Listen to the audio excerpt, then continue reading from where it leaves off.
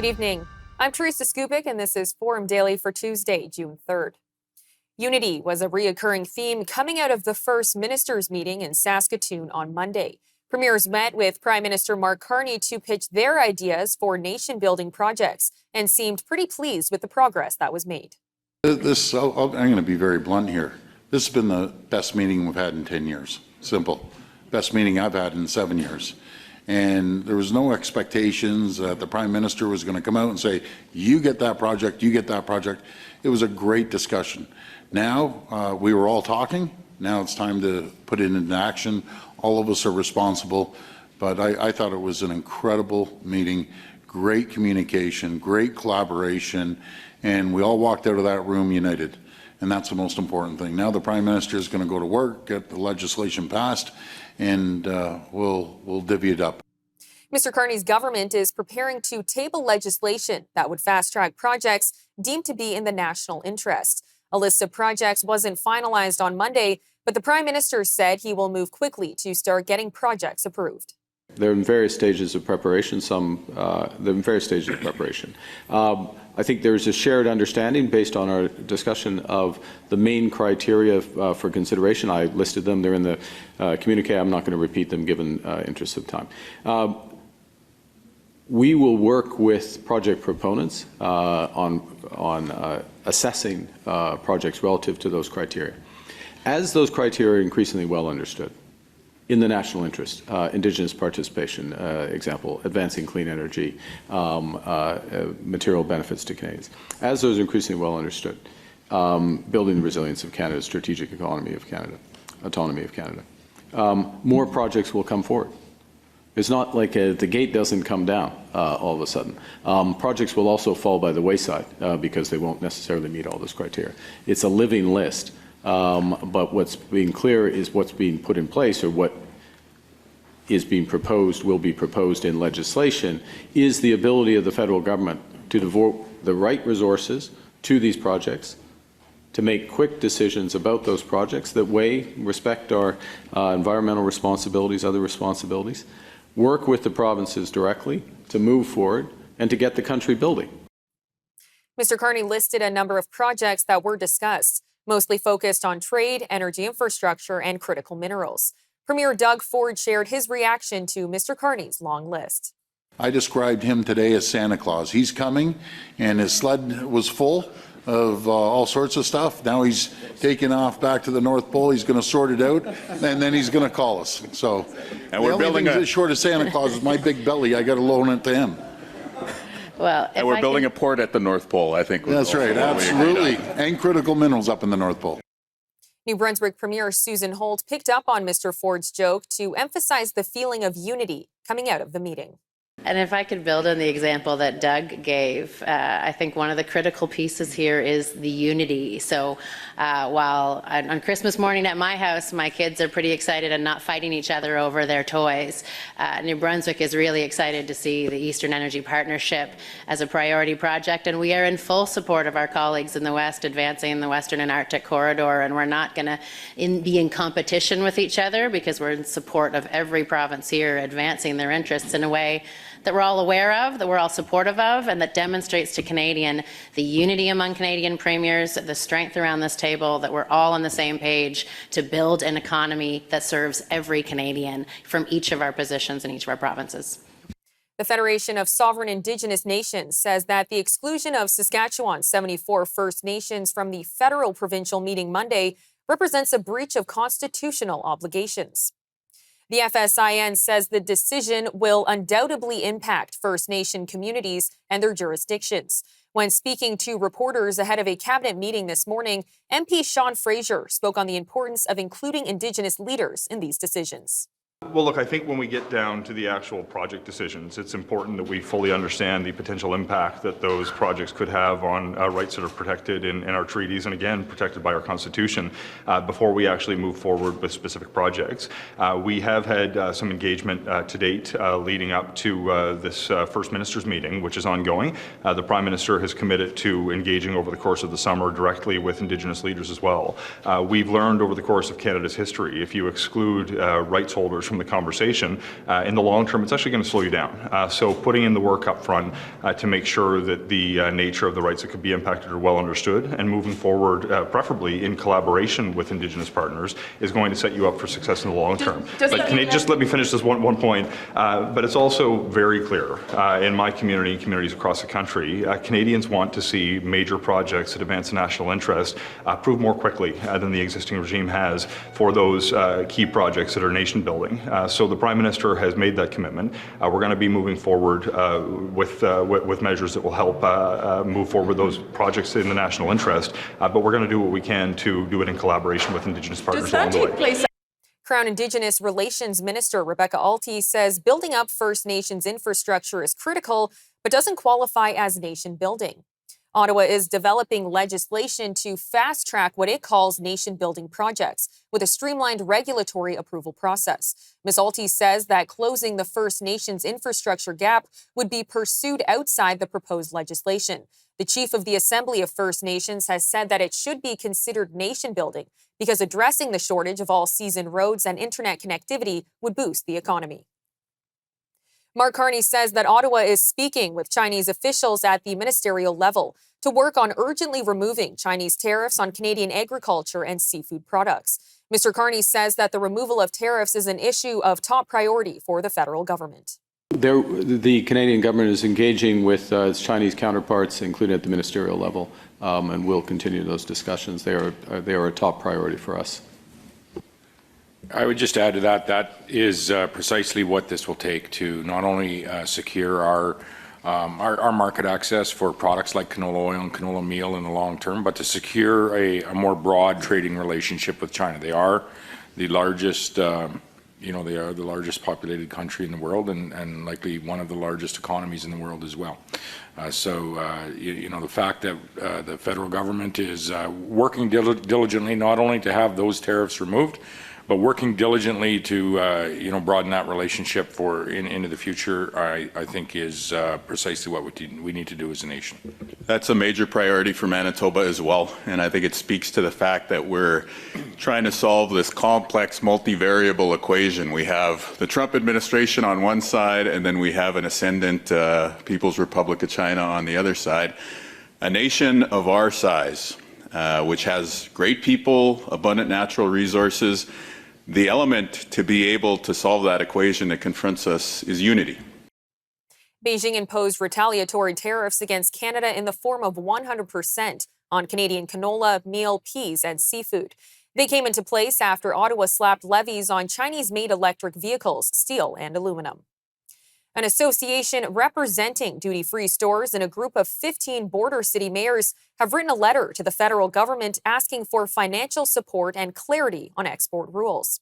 The Frontier Duty-Free Association says its members have seen their revenue decline by 60 to 80% as cross-border traffic slows due to the U.S. trade war. The association is asking for immediate cash support for duty-free stores. Two border city mayors from the southwestern Ontario held a news conference in Ottawa alongside leaders of the FDFA to present their requests. Our open letter to Prime Minister Carney and Minister Champagne reflects the collective voice of mayors from border communities right across Canada. Their message is clear. Urgent action is needed, or we risk losing independent, family-run duty-free stores that have been the cornerstone of our town for decades. Land-border duty-free stores aren't multinational chains. They're small businesses, often the main employer in their communities. They create local jobs, they drive tourism, and they keep local economies strong. New data shows revenue losses of up to 80% in some stores. If the current trend continues, 1/3 of our members say they could be forced to close. Our requests to the federal government are straightforward. Number one, deliver immediate liquidity support for stores hardest hit by U.S. tariffs and the downturn in cross-border travel. Number two, issue a ministerial directive reaffirming our export status and removing any regulatory uncertainty. Number three, align excise tax policy with our export status so we can compete fairly with our U.S. counterparts. The Bloc Québécois says that it has filed a Superior Court challenge to overturn the election results in the federal riding of Terrebonne after losing by 1 vote. In a news release, the party says there is doubt about who won the riding in the April 28th federal election because a mail-in vote from a Bloc supporter was returned to the sender. Elections Canada has admitted that a misprint on the envelope used to mail a special ballot from Terrebonne led to one Bloc voter's ballot being returned. Coming up after the break, we'll be speaking to Liberal strategist Andrew Perez about what the key takeaways are from the First Minister's meeting. After that, a Conservative motion narrowly passed that urges the federal government to put forward a budget prior to the House of Commons rising for the summer in a few weeks. We'll have these stories and more news coming up right after the break.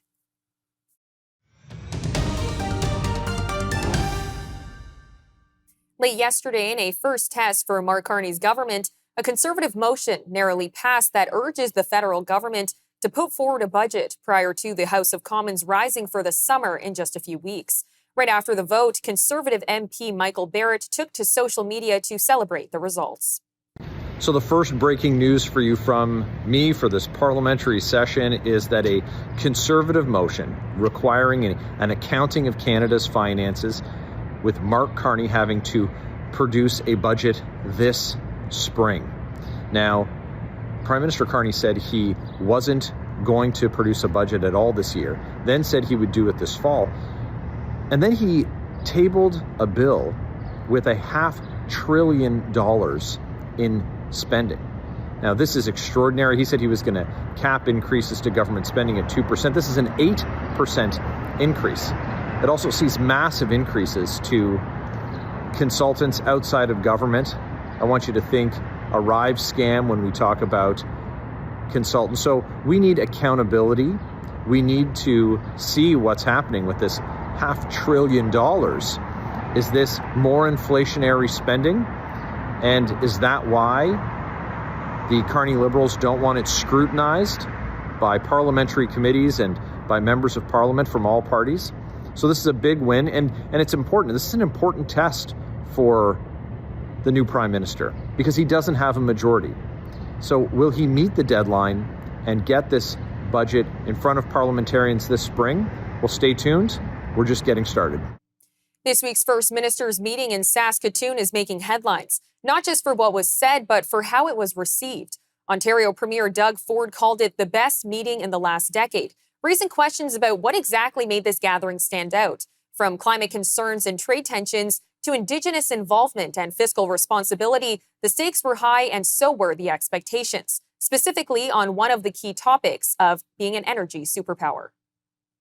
We support the aspiration for Canada to become a global energy superpower. And that means we are going to have discussions, some of them, not all of them easy, but have the discussions about advancing all of the energy products that we have and all the natural resources essentially that we have in a sustainable way and in an inclusive way. By the immediate change of tone that we've seen from recent months, I think that there's, when we hear the Prime Minister talking about being an energy superpower, we haven't heard that kind of language for some time on both conventional and clean power. And I think that the fact that we've quantified that we've got 1.8 trillion barrels of oil, bitumen, and about 165 billion barrels is recoverable at today's technology, even at $60 oil, that's a $9 trillion asset. And you simply wouldn't have a policy of leaving a $9 trillion asset in the ground when it can stand to benefit everyone. You have to address issues, of course, of Indigenous ownership and equity partnership. You have to address issues, of course, of emissions and other environmental issues. But that's what I heard, is how do we have an all-of-the-above approach? We're now joined by Liberal strategist Andrew Perez to unpack what stood out from the final joint statement. Andrew, thanks for being with me today. Great to be here. Now, the First Minister's meeting was described as, Doug Ford, as I said, as the best in the last decade. What do you think made this gathering so significant? It was really the collaborative nature of the First Minister's meeting, Teresa, which took place in Saskatoon, which in itself was symbolic. The First Minister's meeting to take place in Saskatoon in over 40 years. And so what really struck me about the meeting was this collaborative approach. premiers representing the NDP, Conservative, and Liberal parties were all singing from the same song sheet. And they appear to be in lockstep with Mark Carney's vision to build large-scale infrastructure projects of national interest, whether they be highways, railways, airports, east-west pipelines, electricity transmission lines, clean energy projects, large-scale projects that will help Canada become the fastest growing economy in the G7 and in fact become a global energy superpower. And if we are to confront this trade war, and if we are to diversify our trading relationships, we need to get our resources to market. We need to get our products to Tidewater. And of course, there are complications in getting that to happen, and we can get into that. But I think as a first step, this was indeed a successful meeting when you had Premier Doug Ford likening Mark Carney to Santa Claus and giving out goodies. I think you can say that that was a successful meeting. And what stood out to you most from the final joint statement, other than the fact that you've just touched on unity? It appears that all of the premiers are willing to put partisan politics aside to work in unison for the benefit of this country. It struck me that there is a recognition among all parties that we need to put aside politics and divisions. Canada is a tricky federation. And so to build large-scale projects that cut across jurisdictions, that require, very intricate environmental assessments, but also the social license to engage with Indigenous communities, to make Indigenous communities equity-seeking partners in these projects. It's very complicated to build these large-scale projects. And so what I saw was premiers acknowledging, agreeing with the criteria that Mr. Carney has set out. So the criteria for these projects are projects that strengthen the economy and our resilience, that offer benefits and support economic growth, projects that have a high likelihood of being executed successfully, projects that are a priority for Indigenous communities, and projects that have clean growth potential, like the use of clean technologies and sustainable practice. We need to get our oil to market, but it needs to be decarbonized. Oil and gas, decarbonize our oil and gas to get it to markets throughout the world. To make up for the fact that we can't rely on the US, we have rested on our laurels as a country for far too long, assuming that we had a strong relationship with the US, and we can no longer assume that that's in place. And one of the topics in yesterday's conversation was relying on the US less. Do you think Canada can realistically reduce its dependence on the US for trade, and what would that take? So I think we can. It is not going to happen overnight, Teresa. We are talking about transforming the Canadian economy at a rapid pace over the coming years, a reorienting of how we do trade.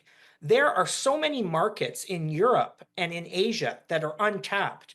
And so building these infrastructure projects, leveraging our critical minerals, which we know there's a need for critical minerals around the world to fuel green technologies and electricity. So getting those critical minerals to market, and again, oil and gas that is environmentally sustainable in a way that we can meet our 2050 net zero targets. And so I think it can be done. It's going to take several years. And I think these are the building blocks that you're seeing that Mark Carney has unveiled.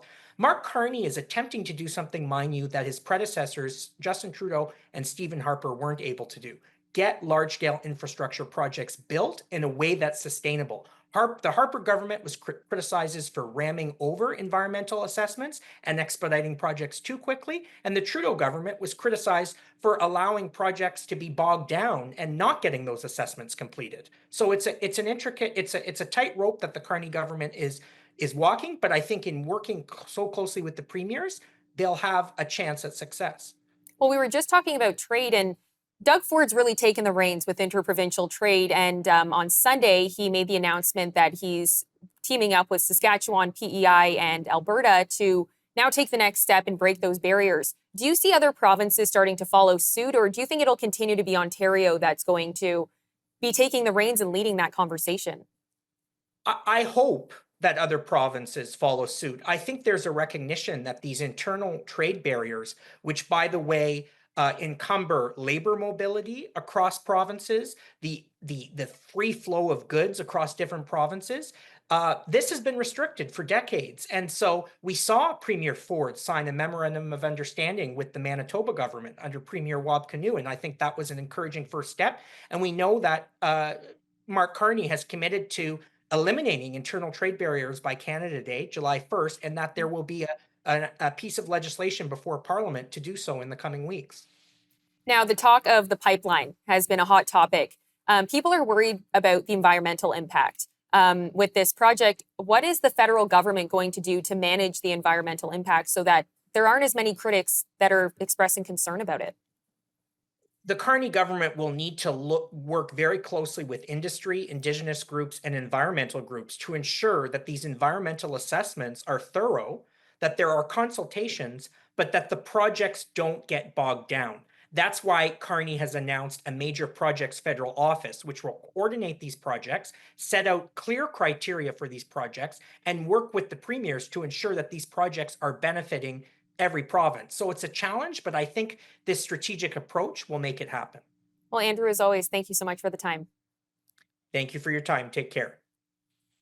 All right, coming up after the break, we'll have more of today's top national and international headlines. A man has been charged with setting several people on fire in Boulder, Colorado, and White House Press Secretary Caroline Leavitt is pointing the finger at Joe Biden's immigration policies as a true culprit. And numerous media outlets worldwide pick up a story about civilians in Gaza being shot by soldiers while receiving aid, which turns out to be false. We'll have these stories and more of today's top national and international headlines right after the break.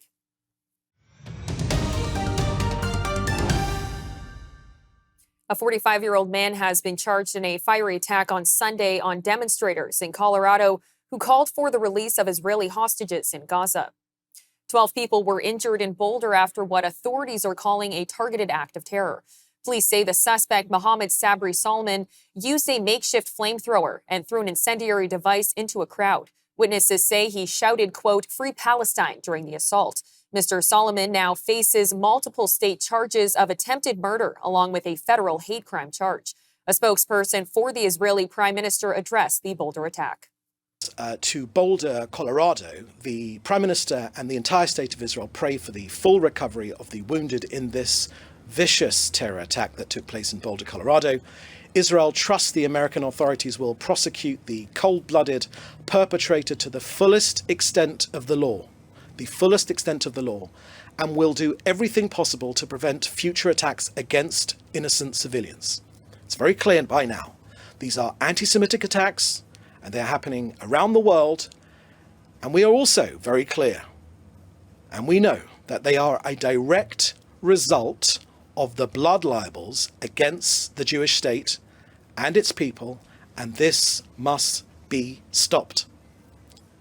Hamas invent lies, the media unfortunately repeat them, and the result is Jews attacked, murdered, or with Molotov cocktails thrown at them. And yesterday, President Trump's press secretary, Caroline Leavitt, put the blame on former President Joe Biden and his administration's immigration policies. There's a lot of work to do, and the president's hard at it. So why don't I take a few questions? What can you say to the Jewish community today to ensure that the White House is doing everything they can to keep them safe after the horrific attack in Boulder, and also the 2 Israeli embassy staff who were targeted just last week here in our nation's capital? Yeah, we have seen 2 horrific cases of anti-Semitic violence in our country in the last 2 weeks, and it is unacceptable to this president and this White House. And rest assured, to all Jewish Americans across our great country, this president has your back, and he's not going to allow anyone to take part in violent terrorism. It's acts of terrorism in our country. And that's what this case in Boulder, Colorado is being investigated as. Kudos to our FBI director, Kash Patel, for immediately calling this a targeted terrorist attack. That's clearly what it was.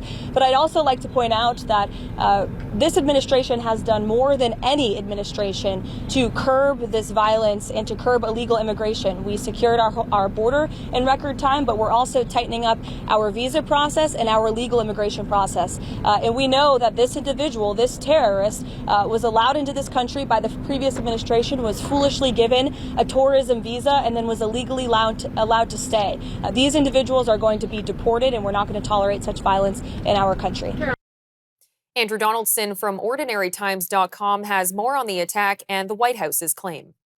So this particular news story is going to cross a lot of streams of news stories that we already have in progress, according to the administration and law enforcement officials. This is an individual who came to the country illegally and overstayed his legal status, and his visa was expired. Now, this is actually something that doesn't get talked about as much because it doesn't make a nice, neat buzzword, but a vast big group of illegal immigrants that are in the country illegally aren't people that just sneak through the desert like on the viral videos that get purported all the time.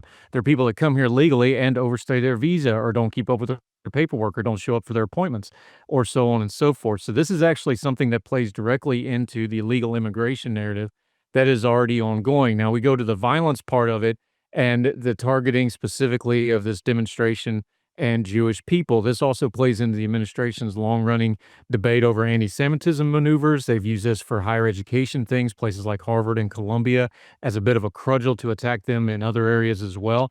And this goes into the global story of Israel-Palestinian conflict we have the video now of the person that's accused of doing this and on video doing this, saying all kinds of things about that.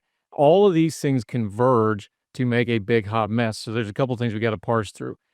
Is this an illegal immigrant issue? Well, of course it is. If somebody is kept up, we have a system that is big, broken, there's not enough courts, and when people overstay their welcome, there's not a neat, clean mechanism for finding out where they are, what they're doing. Now, this is a person who has a family, has been here for quite some time, grew up in Kuwait by the statement that he said, and then came here.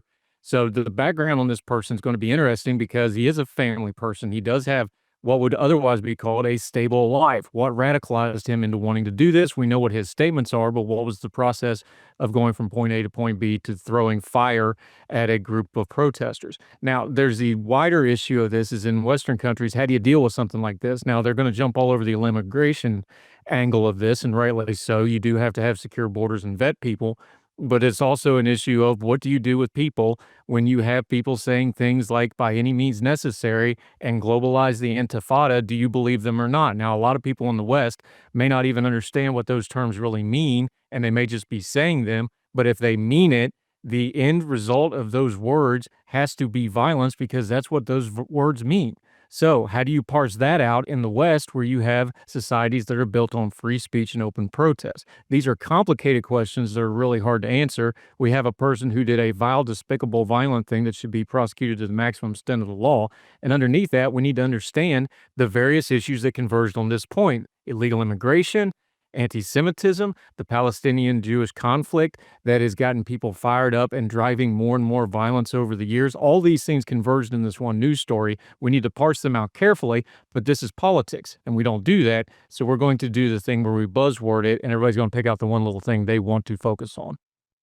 Israel's ambassador to Canada is taking aim at media outlets, amplifying disputed reports that Israeli soldiers opened fire on civilians lining up for humanitarian aid in Gaza.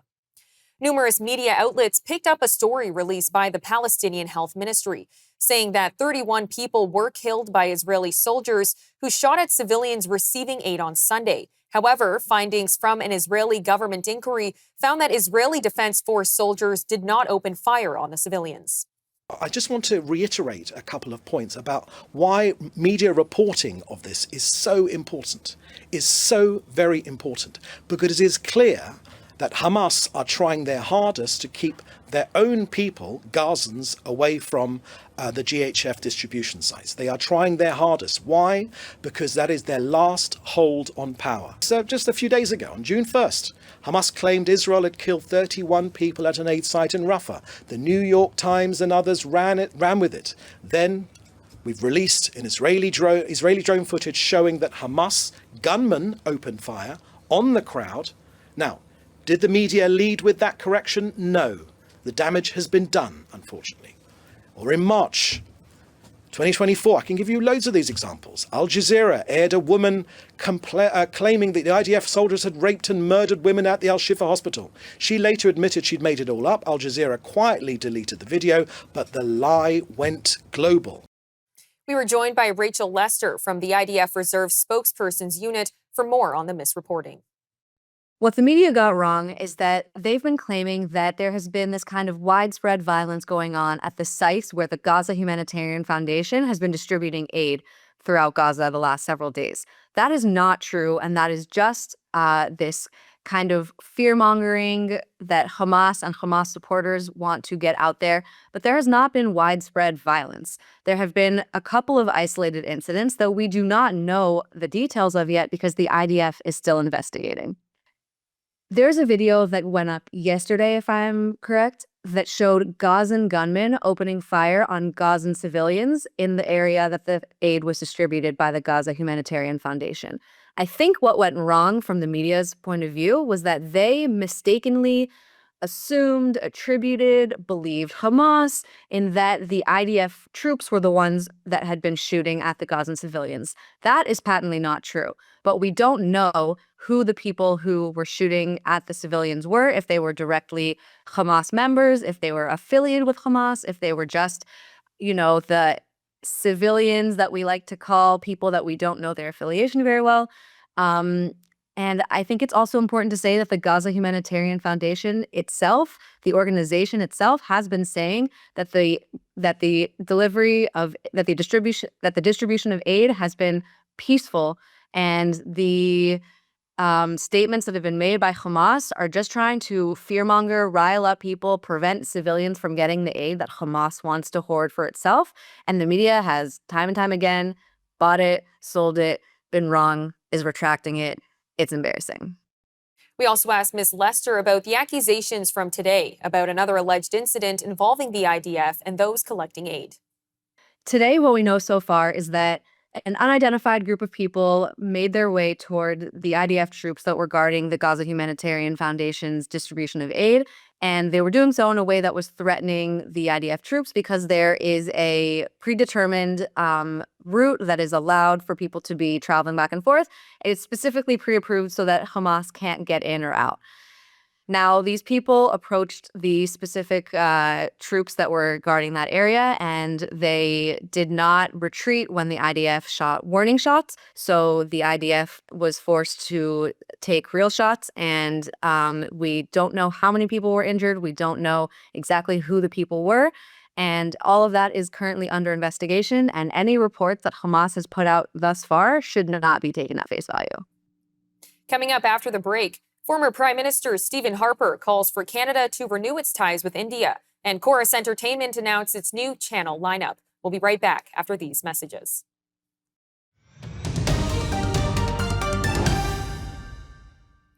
Former Prime Minister Stephen Harper is calling for renewed ties with India. Mr. Harper says it's time for Canada to move past its dispute with India because the country is an indispensable partner in a volatile world. He made the remarks at an event in Ontario where he accepted an award from a group that focuses on doing business with India. But Mr. Harper did not mention RCMP allegations linking the government in New Delhi to widespread acts of murder, extortion, and coercion across Canada. Our news director, David Clement, has more on the former Prime Minister's comments. Thank you for that, Teresa. Yeah, former Prime Minister Harper's comments come at a very interesting time in regards to the relationship between Canada and India. As we've covered extensively over the past few years, both on foreign interference, but also specifically the case of Hardeep Singh Nijjar, who was the Canadian citizen who was gunned down in BC. The Canadian government, under the last Prime Minister, accused the Indian government of being involved in that killing.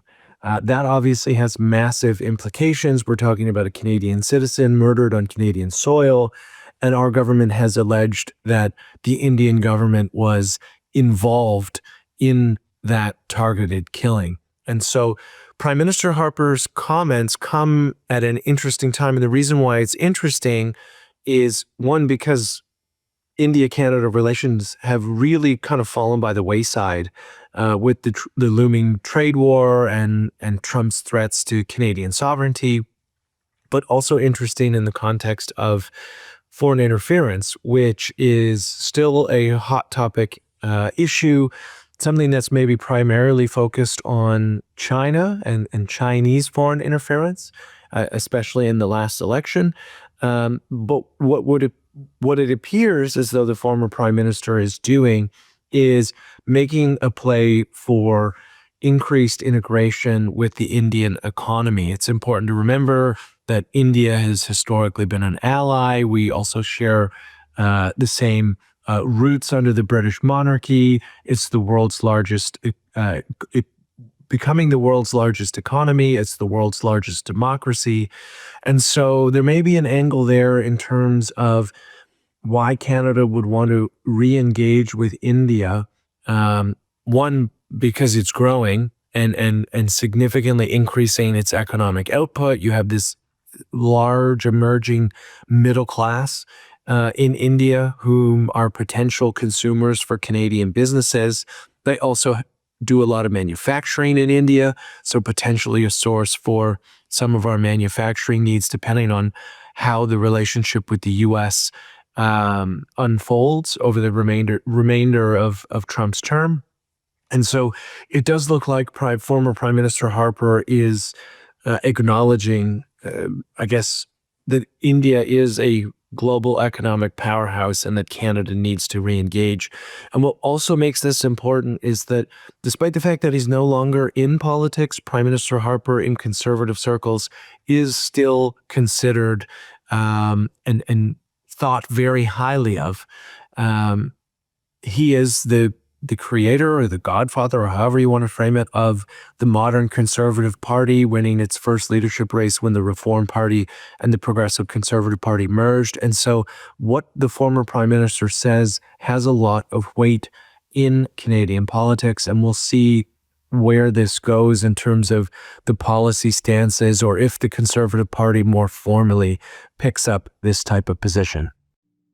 Manitoba and Saskatchewan's higher courts have canceled a conference in Winnipeg to free up hotel space for wildfire evacuees. More than 17,000 people have been displaced in the past week, including all 5,000 residents of Flin Flon. Manitoba is currently under a state of emergency due to the fires. Some residents of the Pimichimimac Cree Nation have been sent to a hotel in Niagara Falls, Ontario. At a news conference in Regina, officials from the Saskatchewan Public Safety Agency discussed the wildfire situation in the province.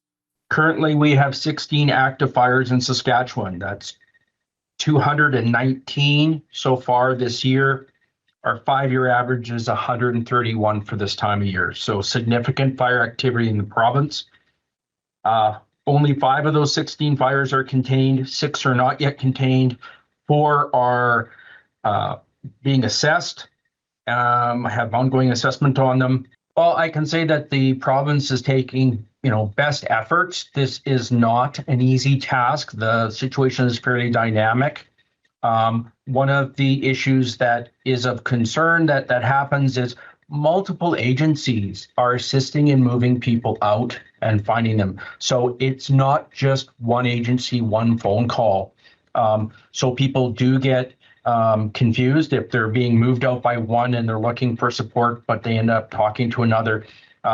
So we're trying to clarify that as best we can through our 1855 line and other things with speaking notes to make sure people are aware that they try to identify themselves to the organization that are managing their evacuation to get support first. Otherwise, we're duplicating and causing some confusion on supports. At the end of the day, both ourselves and our partner organizations are making best efforts to ensure that people are getting supported while they're evacuated, right through to when they may have to return back to their communities. Mount Etna has erupted in Sicily, spewing a huge column of gas and ash into the sky above the Italian island. Footage shared on social media shows tourists running along a path on the flank of the vast volcano as smoke swirled some distance in the background.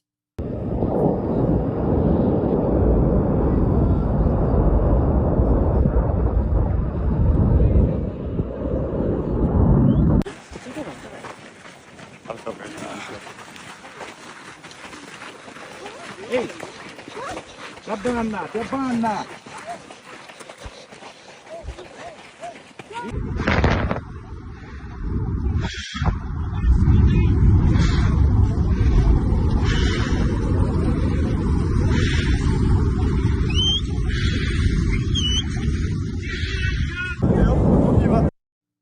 All tourists and trekkers on the volcano when it erupted have been evacuated safely, according to the National Institute of Geophysics. Police in Alberta say they are expecting major protests at the G7 summit in the province later this month. The RCMP say 3 protest zones are being established to ensure the public gatherings are peaceful, while also highlighting a planned live stream of the protest zones directly to world leaders. Mounties say that the feeds will let leaders hear and see demonstrators while maintaining security. Protest groups are being consulted in advance, and officers are working to emphasize the need for peaceful protesting, reminding participants that it is their protected right. Alberta Health Services has issued a new public alert for measles exposure in Edmonton as confirmed cases across the province climb to 710. According to the AHS, someone infected with measles who is not from the Edmonton area visited the University of Alberta Hospital last Wednesday while they were contagious. So far this year, 21 of the confirmed cases are considered actively contagious. As of last week, 4 people were hospitalized.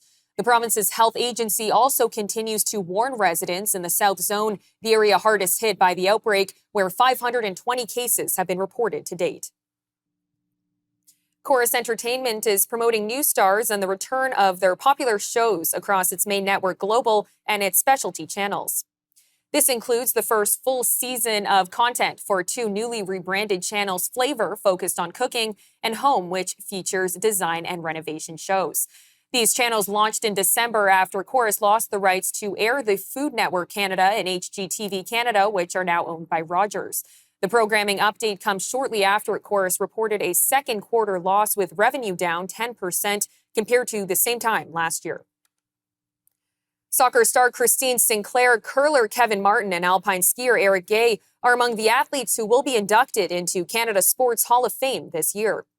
Wheelchair racer Michelle Stilwell and softball player Darren Zach will join them in the athlete category, while NHL coach Ted Nolan and sport leader Martha Biles will enter as builders. The class of 2025 will receive the Order of Sport at an induction gala on October 29th at the Canadian Museum of History in Gatineau, Quebec. Over the past 70 years, the Canada Sports Hall of Fame has inducted more than 750 Canadians, including 3 horses. Canadians are encouraged to submit nominations. A selection committee reviews all submissions and votes on who to recommend to the Hall's Board of Governors for induction. Winning the lottery has become almost routine for an Alberta man after his 3rd major prize in less than 9 months.